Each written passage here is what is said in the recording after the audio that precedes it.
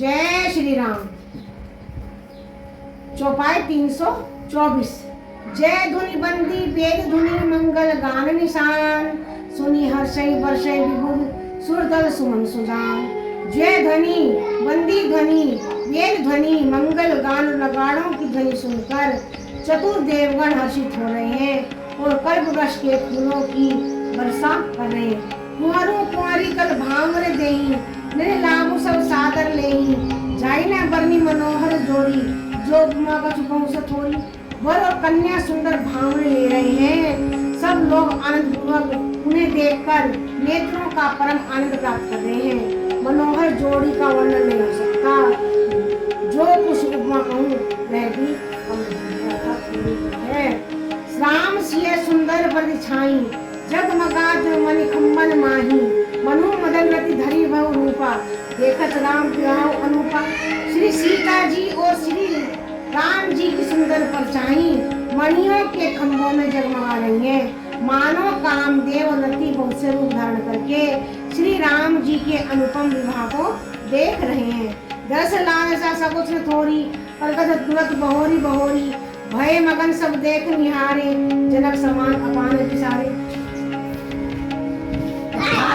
उन्हें कामदेव रति के दर्शन की लालसा संकोच दोनों ही कम नहीं है, अर्थात बहुत है। इसलिए वे मानो बार बार प्रकट होकर छिपते हैं। सब देखने वाले आनंदमग्न हो रहे हैं और जनक जी की भांति अभी अपनी सुधूर भूल गए हैं। प्रमोदित मुनि भांवरी फेरी, नेंग सहित सब रीति निखेरी।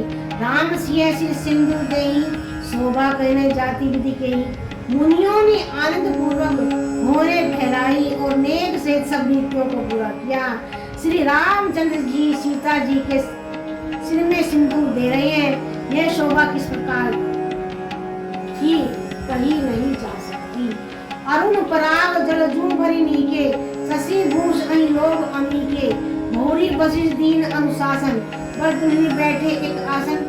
मानो कमल को लाल पराग से अच्छी तरह भरकर अमृत के लोभ से सांप चंद्रमा को भूषित कर रहा है।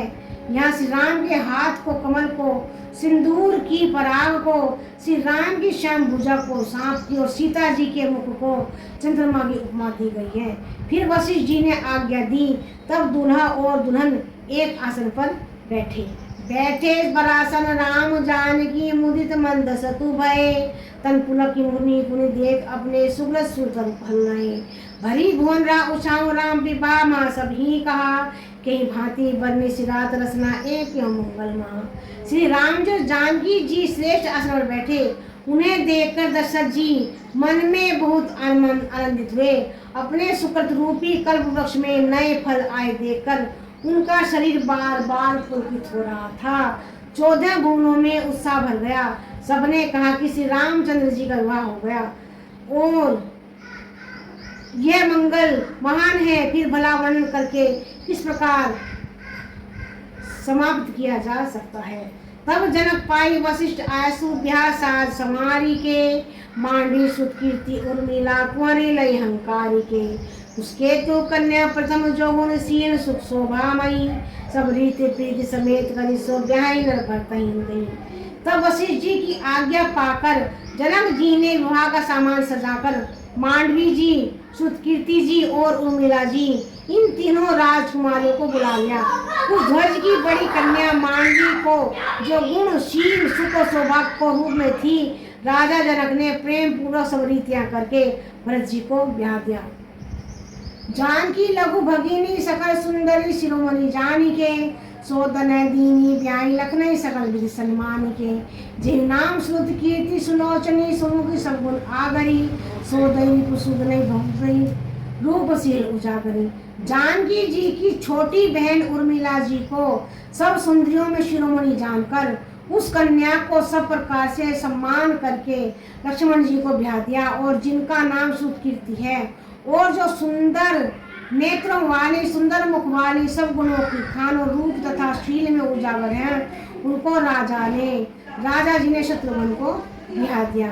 अनुरूप वर दुल्हनी परस्पर लखी सकुच हर्षई। समुदित सुंदरता सराने सुमन सुरगनी परशही, सुंदरी सुंदर बरन सब एक सब मंडप राजही, जतु जीव चरचारी अवस्था विपुल सहित विराजही। दूल्हा और दुल्हन परस्पर अपने अपने अनुरूप जोड़ी को देखकर सकचाते हुए हृदय में हर्षित हो रहे हैं। सब लोग प्रसन्न होकर उनकी सुंदरता की सराहना करते हैं और देवगण फूल बरसा रहे हैं। सब सुंदरी दुल्हनें सुंदर दुल्हों के साथ एक ही मंडप में ऐसी शोभा पा रही हैं मानो जीव के हृदय में चारों अवस्थाएं जागृत स्वप्न सुषुप्त सुतुष अपने चारों स्वामियों विश्व मैंने प्राण और ब्रह्म सहित विराजमानो। बोल सियावर रामचंद्र की जय। राम सिया राम जय जय राम, जय श्री राम।